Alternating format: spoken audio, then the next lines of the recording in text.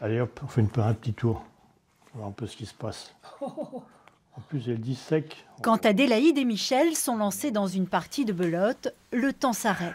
Cela fait 26 ans que la vieille dame vit seule, sans autre visite que celle des aides de vie. À 93 ans, Adélaïde a toute sa tête, mais plus d'amis. Beaucoup sont décédés, d'autres en maison de retraite. Alors, 1 à 2 fois par mois, Adélaïde reçoit Claudie et Michel, tous les deux bénévoles chez les Petits Frères des Pauvres. Leur visite apporte à la vieille dame bien plus qu'une simple distraction. La joie. Puis pendant ce temps-là, j'oublie tous mes soucis. C'est une deuxième famille pour moi. Jeune retraité, Michel s'est engagé auprès des Petits Frères un peu par hasard. Même s'il avoue des débuts hésitants, le bénévole a pris goût à ses visites aux vieux amis, comme il dit. Il faut pouvoir s'adapter, puis il faut avoir un minimum d'atomes crochus.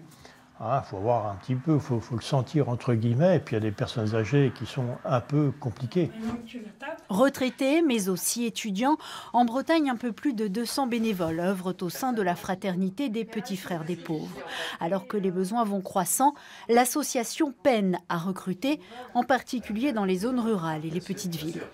Les propositions bénévoles sont moins spontanées qu'elles ne l'ont été pendant des années. Donc toutes les associations sont confrontées au même problème.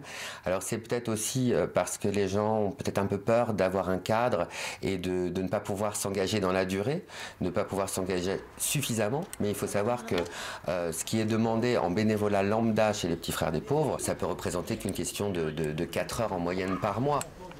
Selon l'association, 300 000 personnes en France ne reçoivent aucune visite.